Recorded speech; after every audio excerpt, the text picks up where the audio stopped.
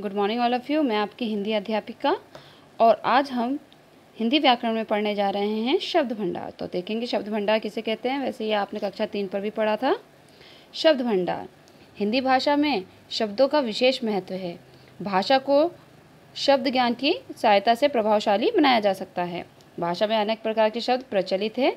हमें उन शब्दों का ज्ञान होना अति आवश्यक है। पिछली कक्षा में हमने कक्षा 3 में तीन प्रकार के शब्द पढ़े थे और आज हम कक्षा 4 पर जो पढ़ने जा रहे हैं वो शब्द ये हैं: पर्यायवाची शब्द, विलोम शब्द, समश्रुति भिन्नार्थक शब्द, वाक्यांशों के लिए एक शब्द और अनेकार्थक शब्द। और कक्षा 3 में आपने कौन से शब्द पढ़े थे?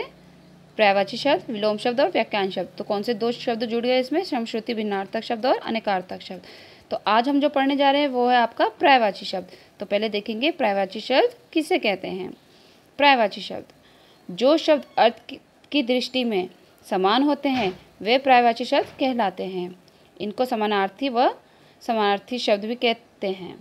तो क्या होगा पर्यायवाची शब्द में? जो शब्द बोलने में और लिखने में तो अलग होंगे किंतु उन सब का अर्थ क्या होगा? एक समान होगा। तो अर्थ क्या समान होने के कारण उन्हें हम क्या बोल रहे हैं? पर्यायवाची या समानार्थी शब्द होते हैं।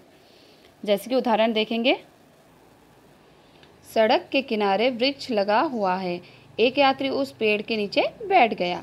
तो यहाँ देखेंगे वृक्ष और पेड़, लिखने में और पढ़ने में ये दोनों अलग है किंतु इन दोनों का अर्थ क्या है? समान है। उसी तरह मेरी माँ एक अध्यापिका है और आयुष की माता एक गृहिणी है। यहाँ माँ और माता दोनों लिखने में पढ़ने में अलग है किंतु अर्थ क्या है? एक समान है। माता और माँ मतलब जो आपकी मम्मी होती है वो। तो इससे हम कह सकते हैं कि समान अर्थ देने वाले शब्दों को ही हम पर्यायवाची या समानार्थी शब्द कहते हैं। कुछ उदाहरण देखेंगे हम इनके। दिन, दिन को आप वासर भी कह सकते हो, दीवा भी कह सकते हो और दिवस भी कह सकते हो। चोटी, शिखा, शिखर, श्रृंग। आँख, नेत्र, नयन, लोचन। हृदय, दिल, अभ्यंतर, उर।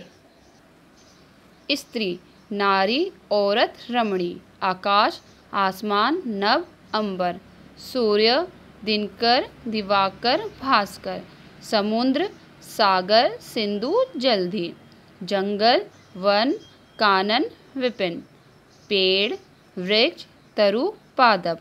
पत्नी, कांता, अर्धांगिनी, भार्या। मित्र, सखा, संगी, साथी। शत्रु, अरि, रिपु, बैरी। शरीर, काया, गाद, देह। तो इससे हमें क्या पता चल रहा है? जो ये शब्द लिखे गए हैं इनके हमने पर्यायवाची बनाए जो लिखने में और पढ़ने में अलग है किंतु सबका अर्थ क्या है? समान है। स्त्री को आप नारी भी कह सकते हो, औरत भी कह सकते हो और रमणी भी कह सकते हो। आकाश को आप आसमान कह सकते हो, नभ कह सकते हो और अंबर कह सकते हो। अगर आप बोलोगे आसमान पर बादल छा गए या फिर आकाश पर बादल छा गए, दोनों का वाक्य का अर्थ समान निकलेगा। और उसी तरीके से हमने आपको पर्यायवाची से ही ये कार्यपत्रिका दी है। आप इस कार्यपत्रिका को पढ़ोगे, समझोगे और इस वीडियो के माध्यम से इस कार्यपत्रिका को पूर्ण करोगे। आशा करते हैं कि ये पर्यायवाची शब्द आपको सही प्रकार से समझ में आया होगा। नेक्स्ट वीडियो में हम विलोम शब्द, समश्रुति भिन्नार्थक शब्द के विषय में पढ़ेंगे। धन्यवाद।